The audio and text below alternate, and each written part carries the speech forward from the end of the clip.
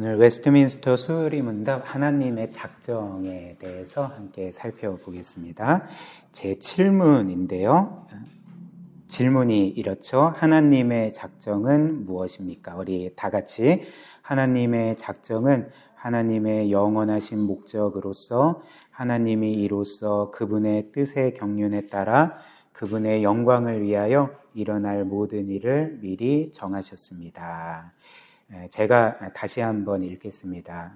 7문 하나님의 작정은 무엇입니까? 답입니다.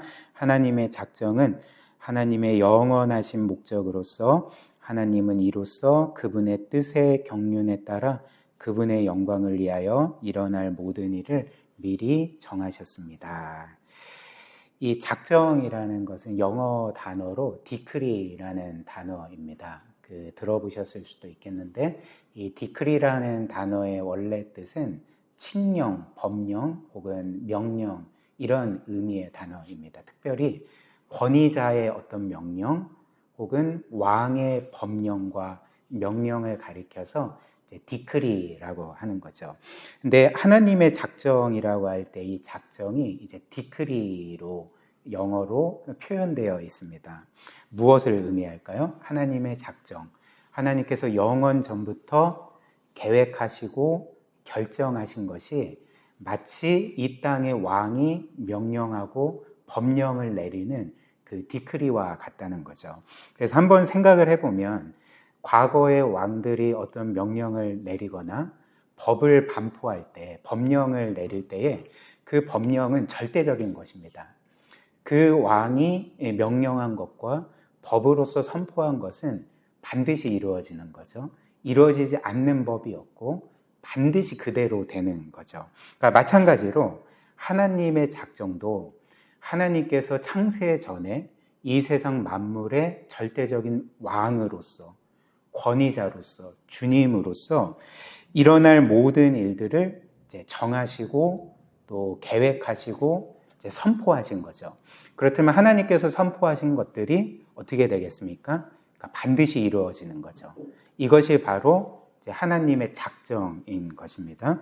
그리고 그 작정의 목적은 무엇이냐면 여기 답에서 기록되어 있는 것처럼 다시 한번 읽겠습니다. 하나님의 작정은 하나님의 영원하신 목적으로서 하나님은 이로써 그분의 뜻의 경륜에 따라서 그분의 영광을 위하여 일어날 모든 일을 미리 정하셨습니다. 이 모든 것들을 반포하시고 결정하시고 명령하실 때 그 모든 목적은 그분의 영광이다. 삼위 하나님의 영광이다. 우리에게 이렇게 알려줍니다. 그래서 이 하나님의 작정과 관련해서 우리에게 이 모든 내용들을 선명하게 알려주는 말씀이 있습니다. 에베소서 1장 3절부터 6절 우리가 최근에 주일 설교에서 살펴보았죠. 3절부터 읽습니다. 찬송하리로다 하나님 곧 우리 주 예수 그리스도의 아버지께서 그리스도 안에서 하늘에 속한 모든 신령한 복을 우리에게 주시되 곧 창세전에 그리스도 안에서 우리를 택하사 우리로 사랑 안에서 그 앞에 거룩하고 흠이 없게 하시려고 그 기쁘신 뜻대로 우리를 예정하사 예수 그리스도로 말미암아 자기의 아들들이 되게 하셨느니 이렇게 말합니다. 그래서 4절 보면 하나님이 창세전에 그리스도 안에서 우리를 택하셨다 이렇게 말하고 5절 말씀 보면 그 기쁘신 뜻대로 우리를 예정하셨다, 미리 정하셨다, 작정하셨다 이렇게 말하는 거죠. 무엇을 위해서요? 그리스도로 말미암아 자기의 아들들이 되게 하시기 위해서. 여기에서 아들들이라고 할 때 여자들이 제외되는 게 아니라 고대에서 아들은 상속자를 의미합니다. 고대의 그 여성들은 사실 딸들은 상속자가 될 수가 없었어요. 그런데 그 성경은 우리가 남자든지 여자든지 하나님은 창세 전에 우리 모두를 아들들로 삼았다. 그러니까 여기에 예은이도 딸이 아니라 아들로 삼은 거고 미선이도 딸이 아니라 아들로 삼았다는 거죠. 무엇을 의미할까요? 그러니까 단지 자녀가 아니라 상속자로 삼으셨다는 거죠. 이렇게 작정하셨다는 것입니다. 그리고 6절 이는 그가 사랑하시는 자 안에서 우리에게 거저 주시는 바 이제 예정의 목적인 거죠. 작정의 목적, 그의 영광을, 은혜의 영광을 찬송하게 하려는 것이라. 이 모든 하나님의 작정의 궁극적인 목적은 우리가 하나님의 은혜의 영광을 찬양하는 것, 이것이라는 거죠. 그런데 이렇게 하나님의 영광을 찬양하는 것은 우리에게 한없는 기쁨이 됩니다. 특별히 6절 말씀은 단지 우리가 하나님께 영광을 돌리게 하려 함이라 이렇게 말하지 않고 뭐라고 합니까? 그의 은혜의 영광을 찬양하게 하려 함이라 이렇게 말하는 거죠. 찬양이라는 것은 어떤 것입니까? 기쁨으로 하는 거죠. 그렇죠? 찬양에는 그 본질이 기쁨인 것입니다. 즐거움인 것이죠. 그렇기 때문에 우리가 하나님께 영광을 돌리고 그 하나님을 영화롭게 할 때 그 일이 우리에게 최고의 기쁨이 된다는 거죠. 그러니까 최고의 대상을 영화롭게 할 때 우리 또한 그에 합당한 기쁨과 즐거움과 복을 누리게 된다는 것입니다. 이런 의미에서 성경은 우리가 단지 하나님께 영광을 돌린다 이렇게 말하지 않고 그분의 은혜의 영광을 영원토록 찬양하게 될 거다. 그래서 우리가 웨스트민스터 소요리 문답 1문 1답 보면 사람의 제일 되는 목적이 무엇이요? 라고 물을 때에 답이 무엇이었습니까?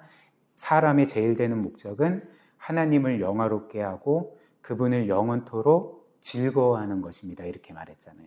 그러니까 하나님께 영광을 돌리는 것하고 우리가 즐거워하는 것, 우리의 기쁨은 불가분의 관계라는 거죠. 그러니까 같은 것이라는 것입니다. 그리고 이어서 에베소서 1장 11절 12절 보십시오. 모든 일을 그의 뜻의 결정대로 일하시는 이의 계획을 따라 우리가 예정을 입어 그 안에서 기업이 되었으니 이는 우리가 그리스도 안에서 전부터 바라던 그의 영광의 찬송이 되게 하려 하심이라. 똑같죠? 하나님은 창세 전에 그 모든 일을 그분의 뜻의 결정의 계획을 따라서 계획하셨다, 정하셨다, 예정하셨다. 특별히 우리를 그분 안에서 기업이 되도록. 여기에서 기업은 무엇이냐면 그분의 전부를 의미하는 것 아니겠습니까? 그러니까 기업이라는 것, 이 재산을 의미하잖아요. 그러니까 하나님이 우리를 예정하셨을 때, 구원하기로 예정하셨을 때, 이제 앞에서는 우리를 아들들로 삼기 위해서다. 그리고 뒤에는 그분의 재물이 되도록, 재산이 되도록, 모든 것이 되도록 우리를 예정하셨다. 이렇게 말하는 거죠. 그리고 그 목적이 무엇입니까? 맨 마지막에 똑같이 그의 은혜의 영광을 찬송하게 하려 함이라. 근데 여기에서는 그의 영광의 찬송이 되게 하려 하심이라 이렇게 말하는 거죠. 그러니까 우리가 단지 하나님의 은혜의 영광을 찬송하는 것뿐만 아니라 그러니까 우리의 존재 자체가 하나님의 은혜의 영광의 찬송이 되도록, 그러니까 우리의 존재 자체가 그 하나님의 은혜를 입증하고 그 영광을 드러내는 삶이 되도록 하나님이 우리를 그렇게 예정하시고 구원하기로 작정하셨다. 이렇게 말합니다. 사도행전 4장 27절, 28절 한번 보십시오. 또 하나님의 작정이 어떤 것인지 우리에게 알려주죠. 과연 헤롯과 본디오 빌라도는 이방인과 이스라엘 백성과 합세하여 하나님께서 기름 부으신 거룩한 종 예수를 거슬러 하나님의 권능과 뜻대로 이루려고 예정하신 그것을 행하려고 이 성에 모였나이다. 이렇게 말합니다. 지금 사도행전 4장에서 베드로가 예수 그리스도의 죽음과 관련해서 뭐라고 말합니까? 헤롯과 본디오 빌라도는 이방인과 이스라엘 백성과 합세하여서 하나님께서 기름 부으신 예수를 못 박아 죽였다. 그들이 못 박아 죽인 거다. 이렇게 말하지만 그러나 28절을 보면 이 일을 배후에서 계획하시고 행하신 분이 하나님이시라는 거죠. 하나님의 권능과 뜻대로 이루려고 예정하신 그것을 행하려고 이 성에 모였느니라. 그래서 예수 그리스도를 죽인 사람들은 당시에 악한 유대인들과 헤롯과 본디오 빌라도들과 로마의 병사들이었는데 그 모든 것들을 계획하신 분이 하나님이시고 그들은 하나님의 계획에 따라 예수 그리스도를 죽임으로 도리어 우리 모두가 구원을 받게 되었다. 이렇게 복음을 전하는 거죠. 또 잠언 16장 33절 보면 이런 말씀이 있습니다. 제비는 사람이 뽑으나 모든 일을 작정하기는 여호와께 있느니라. 제비라는 게 무엇일까요? 이 세상에서 가장 우연한 일이잖아요. 그렇죠? 그러니까 어떤 법칙이 없는 것이 제비가 아닙니까? 이제 주사위처럼 이 제비도 내가 뭔가를 의도한다고 해서 그대로 되는 게 제비가 아닌 거죠. 근데 이 세상에서 가장 우연한 일조차도 이제 뭐라고 말합니까? 제비는 사람이 뽑으나 모든 일을 작정하기는 여호와께 있느니라. 가장 우연처럼 보이는 일도 하나님께서 정하시고 정하신 대로 이루어진다. 로마서 11장 36절. 그러므로 이는 만물이 주에게서 나오고 주로 말미암고 주에게로 돌아감이라. 그에게 영광이 세세에 있을지어다. 아멘. 그래서 이 세상 모든 존재뿐만 아니라 모든 일어나는 일들도 그분에게서 나오고 그분으로 말미암고 그분께로 돌아가는 거죠. 그러니까 돌아간다는 것은 그분이 목적이라는 거죠. 그래서 그에게 영광이 세세에 있을지어다. 아멘. 모든 영광을 이제 그분께 돌리는 거죠. 그렇다면 이제 우리는 이런 질문을 할 수 있을 것입니다. 어떻게 이런 일이 가능한가? 하나님께서 창세 전에 이 세상 모든 것들을 결정하시고 하나님이 결정하신 대로 이 세상 모든 일들이 이루어지는 일이 어떻게 가능한가? 그러니까 사실 우리로서는 상상도 할 수 없는 일이잖아요. 그렇죠? 그런데 사실 우리에게는 불가능한 일이지만 이것이 어떻게 가능한가라는 그 물음에 하나님이 하나님이라면 지극히 당연한 일이다라고 우리가 생각할 수가 있는 거죠. 그러니까 사람으로서는 불가능하지만 그 주체가 하나님이시라면 이것은 얼마든지 일어날 수 있는 일이고 심지어 당연한 일 아니겠습니까? 그러니까 예를 들면 하나님이 어떤 분이신지를 알 때 이렇게 영원 전부터 모든 것들을 작정하시고 그대로 이루어지는 일은 지극히 당연한 일일 것입니다. 그래서 첫 번째로 하나님은 어떤 분일까요? 하나님은 일단 우리처럼 유한한 피조물이 아니신 거죠. 무한한 하나님이신 거죠. 참되신 하나님이신 거죠. 그리고 그러므로 하나님께서는 두 번째로 영원하신 분이십니다. 영원하신 분. 그래서 하나님께서 영원하시다는 것은 제가 전에도 설명드린 것 같은데 하나님이 영원하시다는 것은 이것 또한 시간적인 개념이 아닙니다. 우리는 보통 영원하다라고 할 때 영원히 지속되는 것을 생각하기 마련이거든요.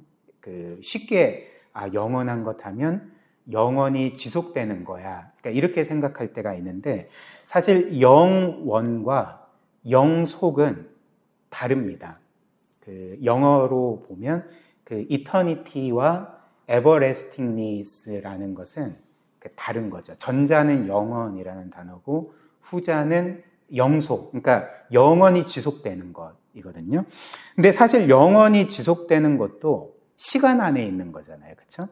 근데 하나님이 영원하시다는 것은 시간을 초월하신다는 의미입니다.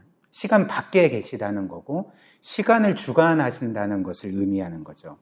그래서 하나님은 사실 태초에 공간뿐만 아니라 시간도 만드신 분이고 시간은 사실 하나님의 피조물인 거죠. 그래서 하나님은 시간에 예속되시지 않고 시간을 초월해 계시고 모든 시간들을 주관하고 계시는 거죠.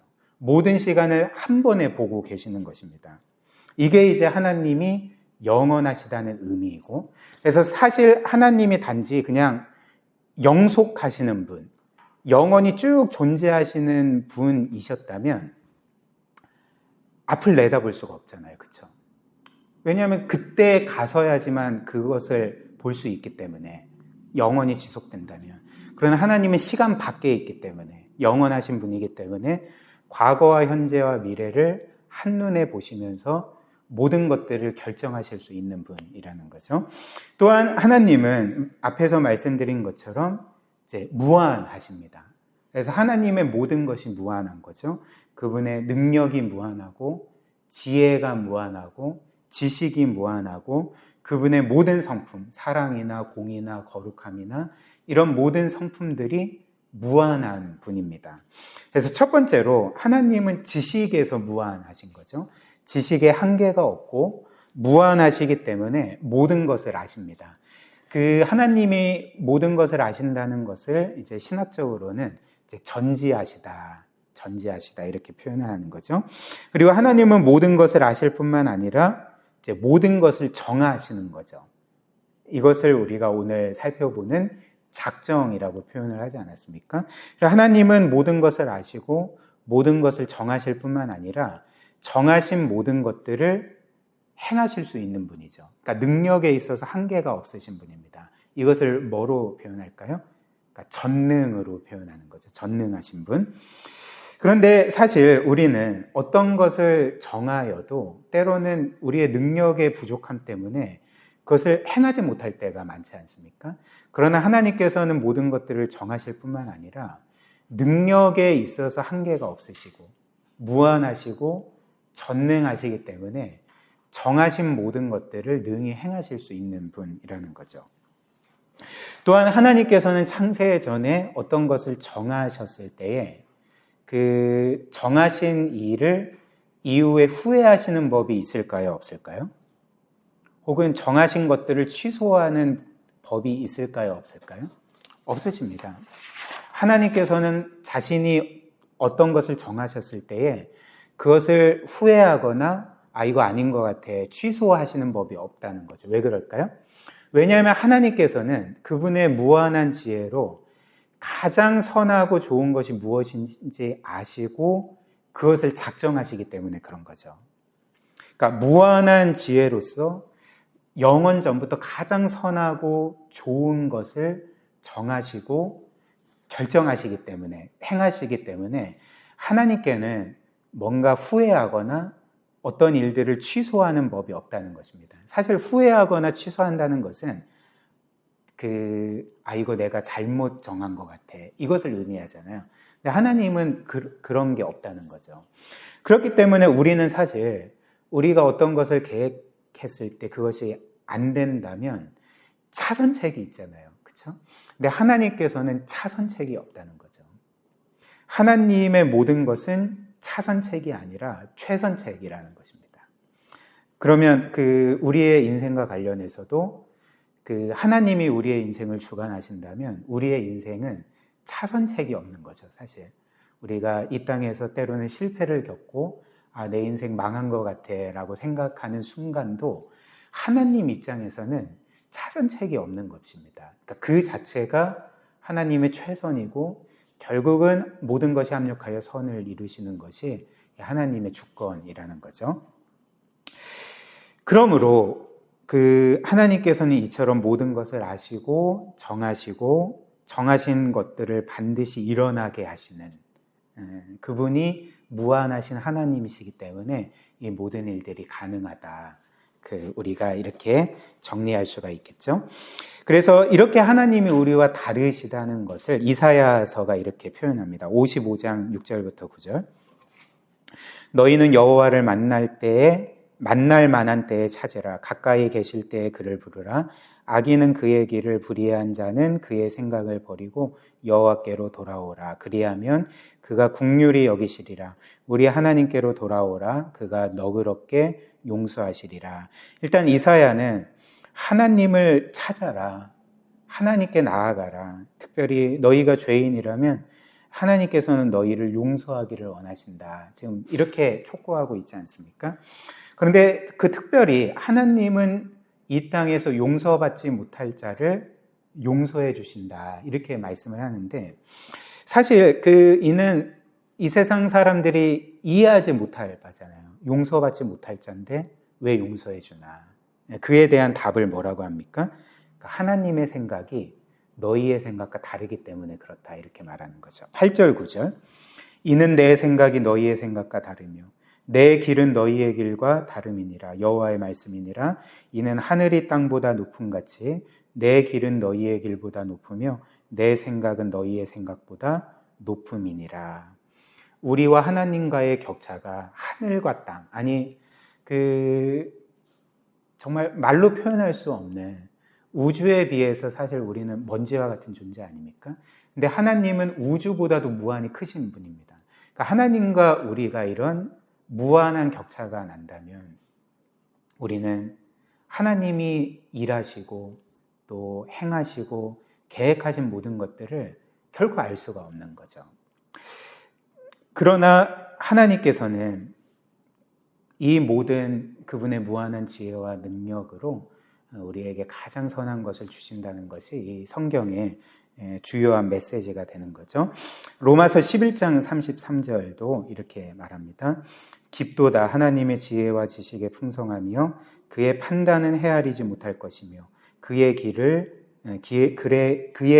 찾지 못할 것이로다. 이렇게 말합니다. 그렇다면 이제 그 마지막으로 우리는 이런 질문을 할 수가 있죠. 하나님께서 창세 전에 이 세상 모든 것들을 단 하나도 예외 없이 다 정하셨다면, 그래서 하나님이 정하신 대로 이 세상 모든 것들이 이루어진다면, 그렇다면 우리는 사실 하나님이 정하신 대로 움직이게 되는 것 아닌가. 그렇다면 우리에게는 자유의지 같은 것은 애시당초 없고 우리는 그냥 하나님이 움직이시는 어떤 꼭두각시나 로봇으로 존재하는 것 아닌가. 그러니까 이런 식으로 사람들이 생각할 수 있고, 실제로도 많은 사람들이 이제 이런 이유로 하나님의 이런 영원전 예정이나 작정을 이렇게 부인합니다. 그리고 또 이런 말을 하는 사람도 있죠. 그렇다면 우리가 죄를 짓는 것도 하나님이 정하시는 것이고, 그렇다면 우리의 죄에 대해서 책임은 우리에게 있는 것이 아니라 하나님께 있는 것 아닌가. 이런 식으로 자신의 죄의 책임을 이제 하나님께로 돌리는 사람들도 있는 거죠. 그렇다면 성경의 답은 무엇일까요? 그러니까 그렇지 않다는 거죠. 왜냐하면 성경은 한편으로는 하나님께서 창세 전에 이 세상 모든 것, 우리의 삶과 우리가 생각하고 행하는 모든 일들을 결정하셨다. 그분이 작정하시고 그대로 이루어진다라고 말하지만, 동시에 성경은 또한 모든 사람에게는 하나님이 주신 자유의지가 있어서 모든 사람이 강압이 아니라 자유롭게 생각하고 자유롭게 계획하고 자유롭게 행동한다라고 우리에게 알려주기 때문에, 그래서 사람이 어떤 행동을 할 때 선한 행동을 하든 악한 행동을 하든 그 행동에 대한 책임은 사람에게 있다라고 말하기 때문에 우리가 뭔가 하나님의 꼭두각시처럼 로봇처럼 움직인다 이렇게 생각하면 안 된다는 거죠. 물론 우리에게는 여전히 이런 하나님의 절대주권과 우리의 자유의지가 서로 상충되는 것처럼, 모순인 것처럼, 그래서 하나가 맞으면 하나가 틀린 것처럼 그렇게 생각할 수밖에 없습니다. 이것은 우리의 이성의 한계 때문에 그런 거죠. 그러나 우리에게 모순되어 보이고 또 우리에게 뭔가 말도 안 되는 것처럼 보인다 할지라도 하나님께도 모순이고 하나님께도 말도 안 된다는 것은 이제 사실이 아닌 거죠. 왜냐하면 하나님의 이런 신비스러운 일이 우리에게 모순처럼 보이는 것은 그게 원래 모순이기 때문이 아니라 우리가 그것을 이해하지 못하기 때문에, 우리가 그것을 아직까지 충분히 가늠하지 못하기 때문에 모순처럼 보일 뿐이지, 하나님께는 그분의 절대주권과 우리의 자유의지가 완벽하게 조화를 이룬다는 거죠. 그러니까 예를 들면 전에도 제가 좀 말씀드린 것인데, 빛이라는 것은 과학자들이 말하기를 그 구성 요소가 입자와 파동으로 구성이 된다. 제가 말씀을 드렸잖아요. 그렇죠? 그러니까 입자라는 것은 물질이죠. 파동이라는 것은 영어로 웨이브인데 이것은 물질이 아니잖아요. 그래서 과학자들에 따르면 빛은 분명히 입자와 파동으로 구성되지만, 그러나 지금까지 발전된 과학에 따르면 입자이면서 동시에 파동인 것은 모순이라는 거죠. 이런 것은 존재할 수가 없다는 거죠. 그렇다면 빛이 입자와 파동으로 존재하는 것은 모순입니까? 거짓입니까? 그렇지 않잖아요.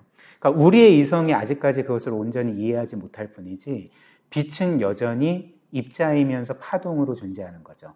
마찬가지로 하나님의 절대주권과 인간의 자유의지가 서로 상충돼 보이는 것처럼 우리 입장에서는 뭔가 서로 충돌하고 결코 조화를 이룰 수 없는 것처럼 보일지라도 그 모든 것을 만드신 하나님 입장에서는 지금도 완벽하게 조화를 이루고 있다는 거죠. 그래서 하나님의 주권도 100% 실행되어 가고 있지만 동시에 우리의 자유의지도 100% 실행되어 가고 있다는 것입니다. 또 한 가지 예를 들면 이것은 이제 C.S. 루이스가 예로 든 건데 차원의 문제인 거죠. 그래서 여러분들이 아시다시피 1차원은 점과 선으로 구성된 세계잖아요. 그렇죠?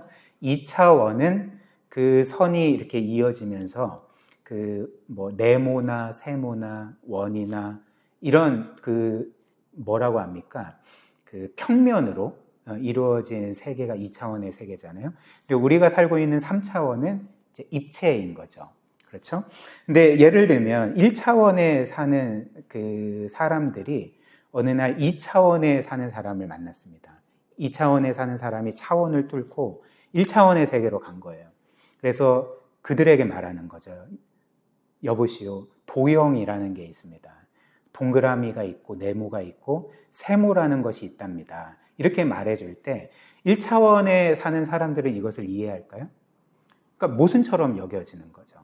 혹은 이제 3차원에 사는 우리가 2차원의 세계를 뚫고 그 사람들에게 가서 여러분들 입체라는 것이 있습니다 라고 말할 때 2차원의 사람들은 이것을 이해할 수 있을까요?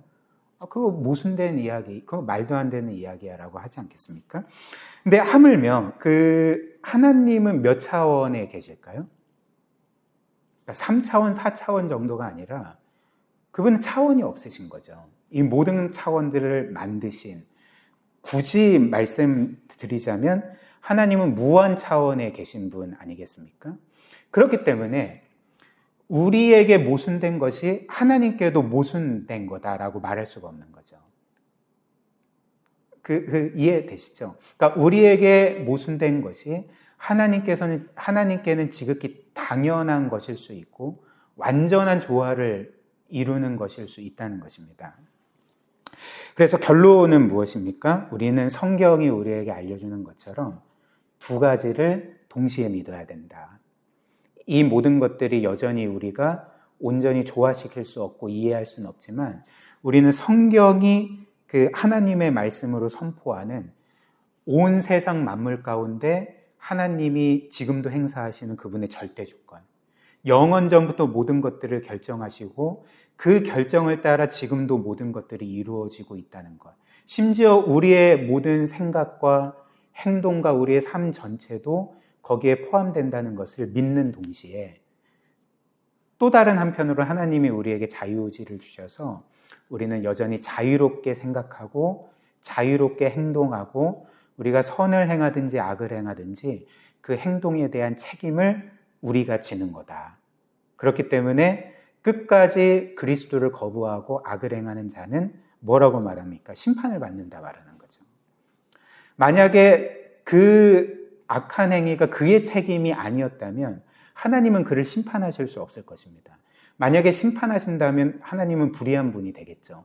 그러나 그 죄에 대한 책임이 사람에게 있기 때문에 하나님은 그를 결국 심판하시는 거죠.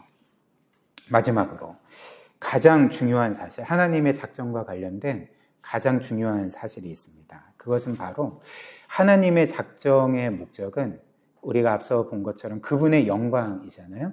근데 그분의 영광일 뿐만 아니라 우리의 최고의 유익을 목적으로 삼으신다라는 거죠. 왜냐하면 하나님은 무한하신 창조주이실 뿐만 아니라 그분 자신이 우리의 선하신 아버지이시기 때문에 그렇습니다. 그렇기 때문에 창세 전부터 하나님이 모든 것들을 정하실 때 단지 창조주로서 모든 것을 정하시는 분이 아니라 어떤 분으로서 모든 것을 정하시는 것입니까? 우리의 아버지로서 이 세상 모든 것을 정하시는 거죠. 그렇다면 우리의 아버지로서 이 세상 모든 것들을 정하신다면 어떻게 정하시겠습니까? 자녀인 우리의 최고의 선과 복과 영광을 위해서 이 세상 모든 것들을 작정하신다. 우리가 믿을 수가 있는 거죠. 창세기 50장 20절. 당신들은 나를 해하려 하였으나 하나님은 그것을 선으로 바꾸사 오늘과 같이 많은 백성의 생명을 구원하게 하려 하셨다. 요셉의 고백이죠. 요셉이 그 17년 동안 너무나도 고된 삶을 살았고 말도 안 되는 고난을 당했지만 뭐라고 말합니까? 하나님이 나의 삶을 주관하고 계셨고 그분의 계획에 따라 나에게 가장 선하고 영광스러운 일이 이루어졌습니다. 하나님은 모든 것을 선으로 바꾸셨습니다. 이렇게 말하는 거죠. 우리 로마서 8장 28절 한번 같이 읽고 마무리하겠습니다. 시작. 우리가 알거니와 하나님을 사랑하는 자, 곧 그의 뜻대로 부르심을 입은 자들에게는 모든 것이 합력하여 선을 이루느니라. 아멘. 이것이 바로 우리 선하신 아버지께서 우리를 향해 행하시는 그분의 작정, 또 섭리와 또 그분이 우리를 위해 이루시는 모든 일이라는 것입니다. 우리 함께 같이 기도할까요?